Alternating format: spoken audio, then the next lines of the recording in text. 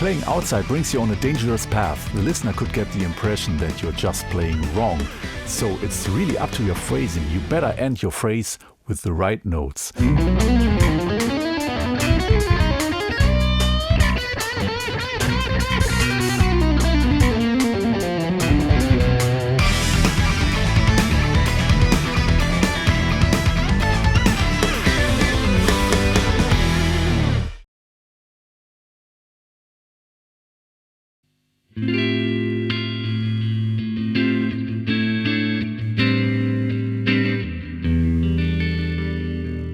Hello, I've got a nice little trick for you. I picked that up from Tommy Emmanuel when he frets chords like this simple A minor here, or E minor.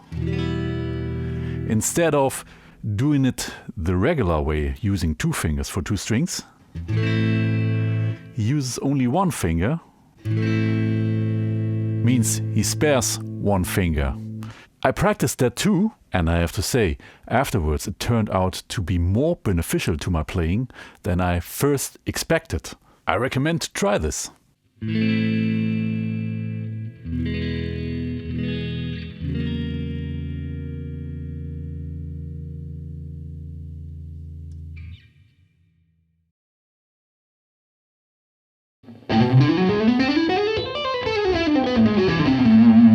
Practice in scales, a necessary evil, can be very boring if you just play it up and down in a linear way. That's not very musical, it's just an exercise. But I have a great sounding idea how you can pep it up. Just add a rhythmic component to it. Sing a rhythmic motive like da da ba ba bum ba, and then play the same scale up and down with that motive. Da ba ba da dum da.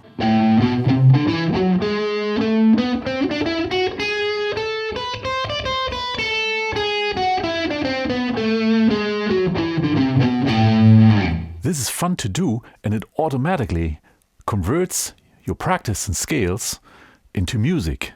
You can do this with every motive that comes up. It's about improvisation. Hey there, if you have never done this and want to arrange a solo or a melody in 2 voices, for example in thirds, the trick is using 3 notes per string patterns. For example, if you arrange your melody in pattern number 1, the second voice can play the same and adapt everything in pattern number 3, in the pattern after the next. This way you get always the right thirds. Let me show you.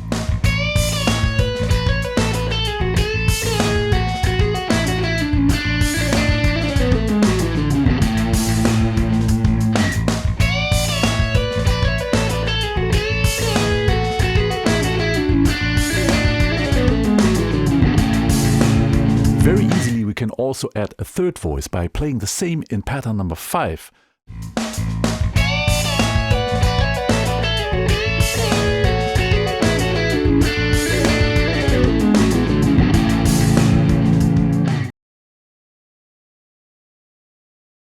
Hello, inside-outside playing. Maybe you've heard the term already. What does it mean? Playing inside means playing the notes that belong to the key you're in, and playing outside, playing the notes that don't belong to the key.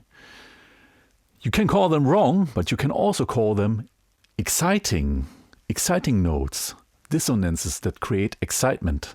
Playing outside brings you on a dangerous path. The listener could get the impression that you're just playing wrong. So it's really up to your phrasing. You better end your phrase with the right notes. Here's a great exercise for the beginner.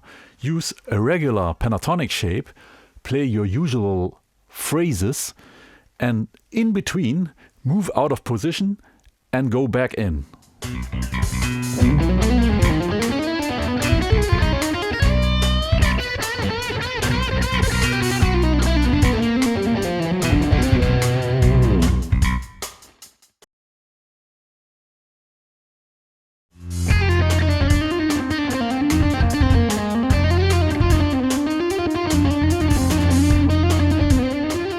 Hey there! If you have already trained enough scale shapes to cover the whole fretboard, every now and then it's a good exercise to try to play diagonal in both ways. One way would be from the high register to the low register, so you cover the whole range of the instrument, and the other way would be from here to here. This way you approximately stay in one octave. It's very tricky.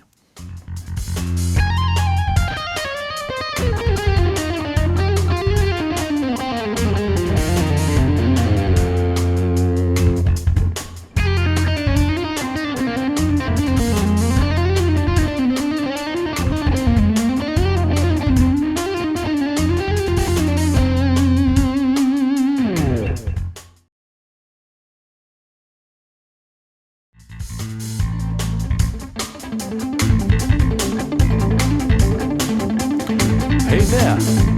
This is a great stamina training, not only physical but also mental. 16th note all the way. Start with few notes and then expand.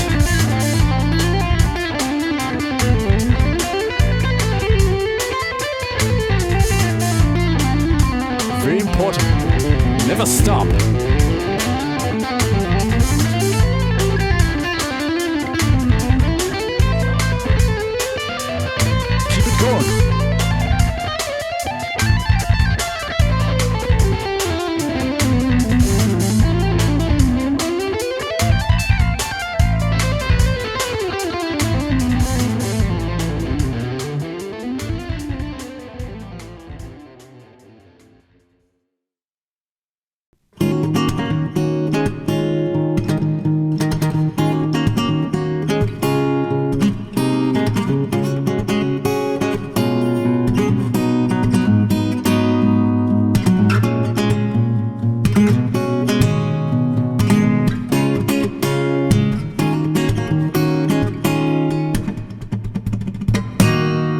There, talking from my own experience, learning to add a backbeat into my rhythm playing, and meanwhile also sometimes in the solo playing. It was a further step to enhance my connection to groove and rhythm, and I really recommend to try this. Playing with fingers, you can add a percussive sound like this.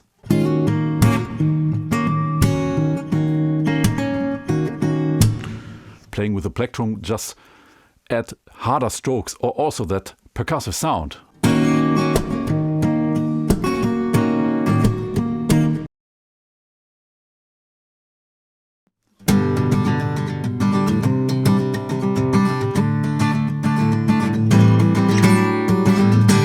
Hello!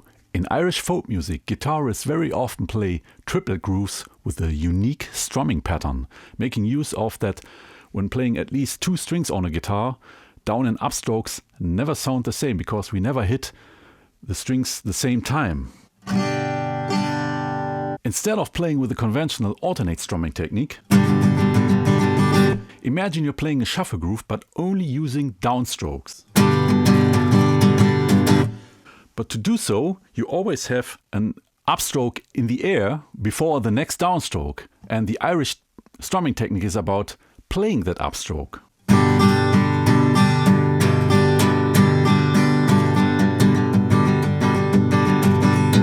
That way, even playing all triplets, the shuffle groove is still present.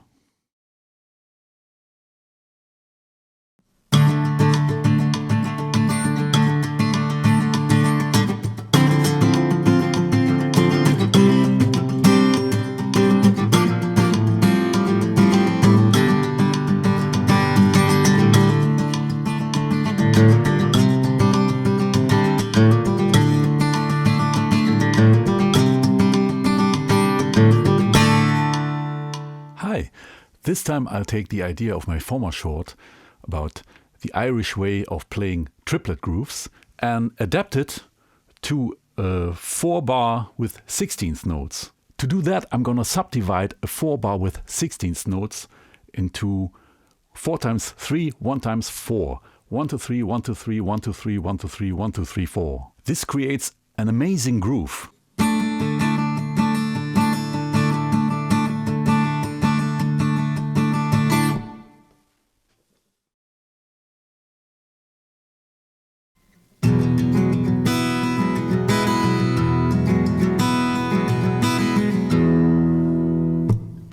Hey there! This time I'd like to encourage you to see a chord not as a fixed shape. You can, for example, divide it into frequencies. Very easy, a low part and a high part. If I would see it just fixed as one block, I would play like this.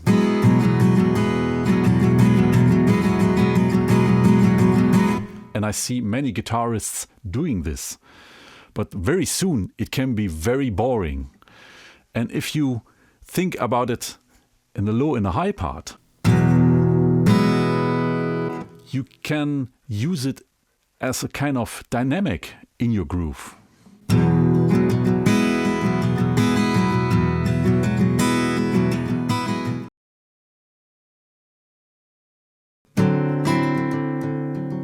Hello! This time I'd like to sensitize your ears, getting to know your chords you already play much better. Don't see a chord as a fixed shape and sound, but more as multiple voices that come together. This can change your perspective and use it more musically. This is a D7-9 chord. I can buy it like that, but I can also take some time and check out how the root and the third sound. If I play now the whole chord, I guess you also hear now the root and the third. And the same with these two notes, the seventh.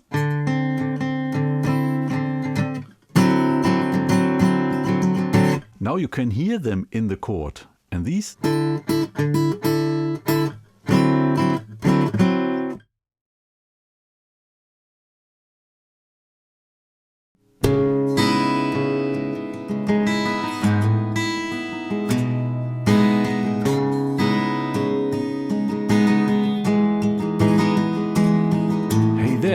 Talking about my own experiences as a hard-rocking guitarist, I'd like to encourage you, those guitarists that use a lot of distortion, to grab an acoustic guitar every now and then. Why? Because distortion is a kind of compression. And when you play always with compression, you never learn to cope with dynamics. And I hear a lot of rock guitarists that sound awesome on the electric guitar, but when they grab the acoustic guitar, then the awesomeness drops. And the reason is, I hear that they are not used to cope with the dynamics of the acoustic guitar. Try to get a good balance on the acoustic guitar, and I'm sure it will be beneficial also for your electric guitar playing.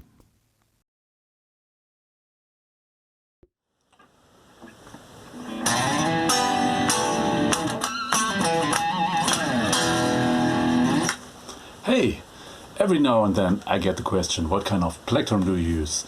Since a couple of years I'm using these ones. It's Dunlop Tordex JS H3. In general, I do not give many suggestions of using a special kind of plectrum because it's really up to you.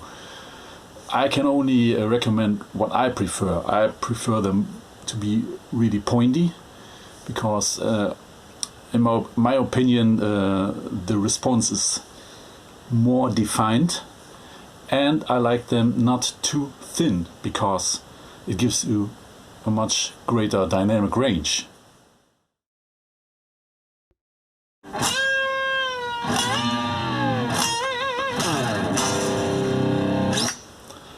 Another question I'm frequently asked is, what kind of gauge do you use? I'm using 9th to 46. I like them because these three strings that are equal to a standard 9 to 42 set give me the comfort of smooth string bendings, and these three strings, which you find in a standard 10 to 46 set, give me the punch of the bottom end.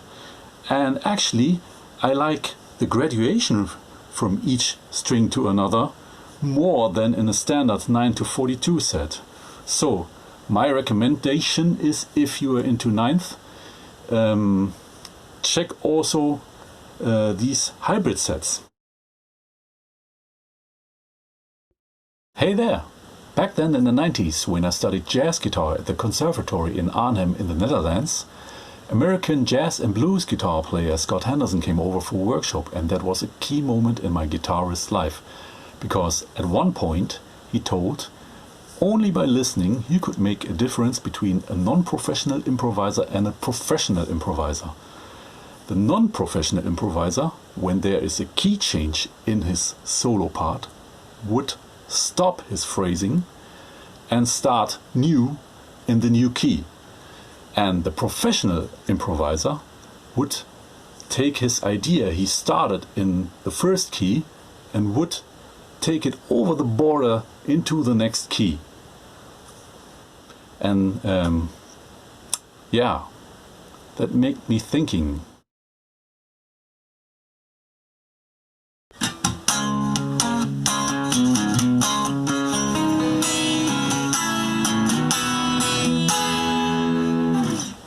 A short advice for guitar playing beginners who struggle with stretching their fingers. A common thought of being able to do so is that it's only up to the agility of them fingers, but you have also taken into account that it's up to the position of your thumb of the fretting hand. Look, if I'm fretting a chord like this, a stretchy chord, my thumb is nearly under the neck, and if I now move it upwards, I can't do the stretches anymore. And I think you experience the same when you try to do this. So think about your thumb, think about the position of your thumb.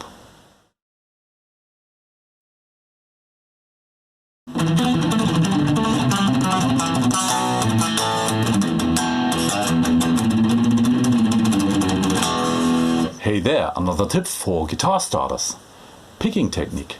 We have a couple of different picking techniques we can choose from, but it doesn't matter where you want to go. I think a good foundation for every picking technique is to be able to play with a decent alternate picking technique.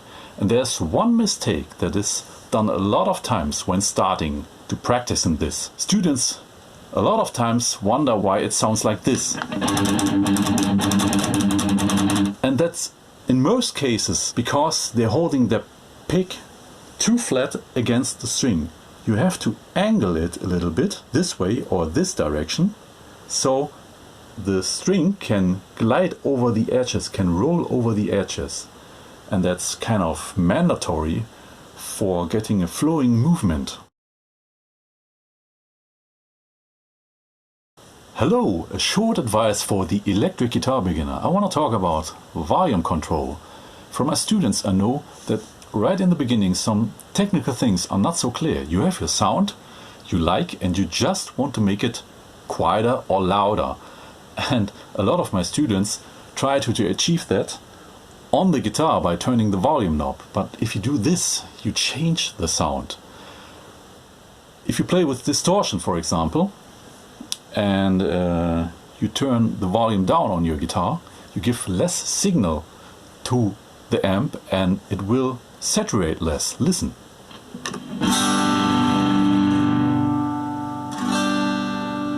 It gets nearly clean, and that's in that case not what you want. If you want that, you of course do that on the guitar, but otherwise you use the master volume on your amp.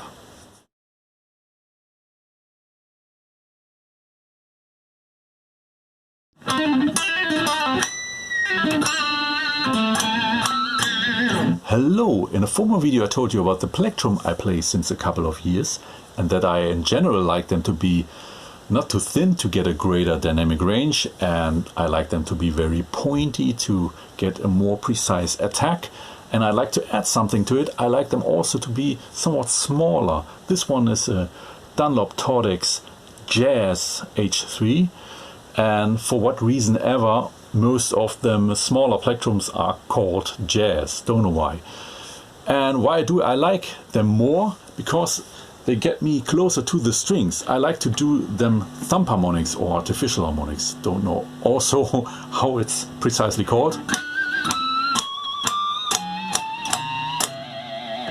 It's much easier with a smaller plectrum because your thumb you're creating the sound with is closer to the string. Hey there! Recently I found in a drawer a couple of plectrums I played over the time. The collection is not complete, but I'd like to tell you about the reason why I changed them. 40 years ago I played a thinner version of this one, shark fin, really strange shape, and I guess I really soon found out that the shape works not for me. Then I changed to a regular shape, but still thin, and then came an important change. Same shape but really thick plectrum, 1.5 millimeters. Ingrid Malmsteen played them. I was a fan and I played them for a very long time. Then came another big step, changing to smaller plectrums. I was really into sweep picking like Frank Gambale, and these ones work much better than for me. And recently, a couple of years ago, I changed again because now I'm into hybrid picking and now these ones work better. So stay open-minded, it's my suggestion. Hey there, learning a new guitar technique. No must at all, but if you do, if you really like to learn new things and you're completely struggling with it, you're frustrated, let me tell you, I always did and do. And I know from guitar playing friends, they also did and do. I think it's kind of normal, because there's an issue with learning a new technique. You have to put a lot of time into it to get it somehow into your system, into your muscles. And you have lesser time available to get or to keep your old stuff up to level. And when you're playing, it can be absolutely frustrating realizing that you can't play your older stuff as comfortable anymore as you used to play it. And the new stuff doesn't work also. That's absolutely horrible. But let me tell you, if you keep it going, if you keep the fun factor up, sometime you will harvest the fruits of your work.